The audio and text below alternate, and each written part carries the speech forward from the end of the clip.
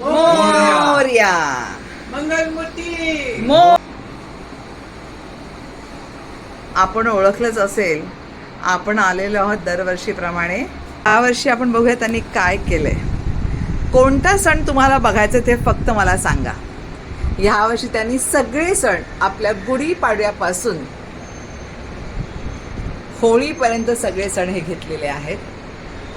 इतकं सुंदर, म्हणजे एखादी लालबाग परळची असलेली ही चाळ, तिथे लागलेल्या आहे उभारलेल्या ह्या सगळ्या गुड्या दिसतात तर किती छान, किती सुंदर छोटं छोटं हे काम आहे बघा त्यांचं. हा गुढीपाडवा, रामनवमी, सगळं पेपर वर्क आहे. इव्हन इथे तुम्हाला जळता दिसणारी ही अगरबत्ती जी आहे ती सुद्धा त्याने पेपरनी तयार केलेली आहे. हनुमान जयंती आणि त्यानंतर येते ती आपली अक्षय तृतीया. सगळ्यांच्या मनातल्या इच्छा पूर्ण करणारी ही अक्षय तृतीया. वाव, कोणी घर घेतलेलं आहे, इथे कोणाची नवीन गाडी आलेली आहे आणि कलशातनं तर आपल्याला लक्ष्मीचा आशीर्वाद मिळतच आहे. मग आपली वटपौर्णिमा, किती सुंदर ह्या बायका छान पूजा करतात वटपौर्णिमेची. आपले हे विठोबा रखुमाई उभे आहेत. सगळे वारकरी दिंडीला आलेले आहेत. विठ्ठल रखुमाईची आपली अशी आवडती लाडकी आषाढी एकादशी. सगळ्यांचं श्रद्धास्थान असलेली गुरुपौर्णिमा. सगळे गुरु आणि शिष्य, शिवाजी महाराज आणि त्यांचे गुरु रामदास स्वामी पासून सर्व, इव्हन आत्ता म्हणजे अद्ययावत एखादी टीचर जी आपल्या मुलांना शिकवते, असे सगळे गुरु आणि शिष्य परंपरेतले यांनी ह्याच्यामध्ये देखावा तयार केलेला आहे. आणि मग रक्षाबंधन, नारळी पौर्णिमा, किती सुंदर घर सजवले, भाऊ बहीण बसलेले आहेत आणि वरती बघितलं तर आपले कोळी बांधव समुद्रावरती पूजासाठी आलेले आहेत. त्यानंतर येतोय आपला कृष्ण जन्म. आता ह्याच्यातही बघा, इथे कृष्णाचा जन्म दाखवलेला आहे आणि बघितलं ही ती जागा जिथे बाळकृष्णाचा जन्म झाला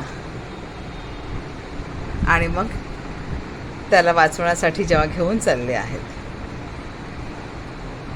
पुढे इथे तर तुम्हाला माहितीच आहे आपले माखन चोर, किती सुंदर. आपली दसऱ्याची घटस्थापना, दसऱ्याला आपण जे करतो ते पूजन, मुलांसाठी सरस्वती पूजन.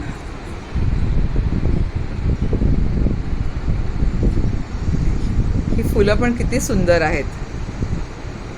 ह्यांना हे करायला कित्येक महिने लागत असतात आणि अगदी मनोभावे 2-2.5 महिने मेहनत करून हे उभं करत असतात.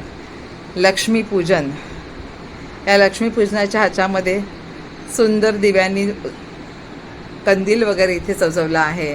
इथे तुम्ही बघताय छान भाऊ बहीण त्यांची भाऊबीज साजरी करतायत. इथे वरती तुम्हाला दिसते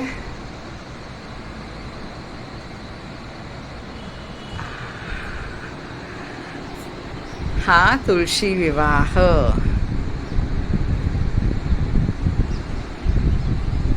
हे कृष्ण बाप्पाचं आपण तोंड बघूया.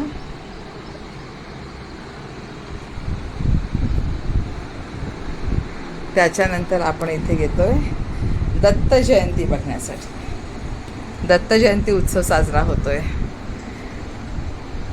किती सुंदरसा पाळणा. त्याच्यानंतर इथे आहे आपले मकर संक्रांत. हे लाडू खरे वाटतात ना, खावेसे वाटतात ना. सुगडींचं पूजन केलेलं आहे. पतंगी दिसत आहेत तुम्हाला छान. वाव.